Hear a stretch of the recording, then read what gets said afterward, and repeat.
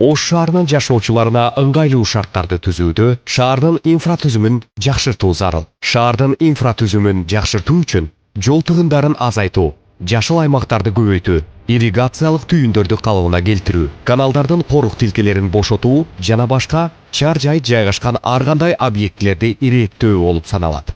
Жогоруда айтылган көйгөйлөрдү чечүү же болбосо ишке ашыруу үчүн эски жолдорду кеңейтүү менен жаңы жолдорду ачуудан жумуш башталат. Жолду кеңейтүүдө жол боюнда жайгашкан турак үйлөрдү, соода объектилерди жана ар кандай курулмаларды бузуусуз долбоорлор ишке ашпашы баарыбызга маалым.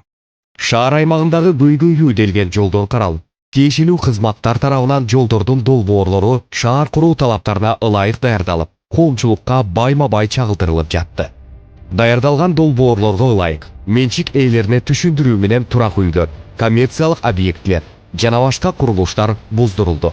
Жолдун кеңейүүсү үчүн жеке менчик жерин бошотуп берген менчик ээлерине шаар бийлиги Кыргыз Республикасынын мыйзамдарында көргөзүлгөн кементте төлөп берүү маселесин колго алып, ар бир жарандын кайрылуусун кароосуз калтырган жок. Кыргыз Республикасы менен Кытай Эл Республикасынын өлкө жетекчилери ар тараптуу кызматташуу боюнча дипломатиялык жолугушууларды өткөрүп келет. Өлкө жетекчилеринин жолугушууларынын натыйжасынын негизинде Ош шаарынын башчысы кытайлык куруучулар менен жолугуп, бир канча долбоорлор боюнча кызматташууда. Тактап айтсак, кытайлык Куньлунь курулуш компаниясы менен эки тараптуу келишимдер түзүлүп, жаңы Энесай конушунун курулушу башталууда. Энесай жаңы конушунун жалпы аянты 53,4 гектарды түзөт. Анын ичинде 520 жеке турак үй, бир даанадан мектеп, бала бакча, ФАП, милиция пункт жана жашыл аймактар каралган.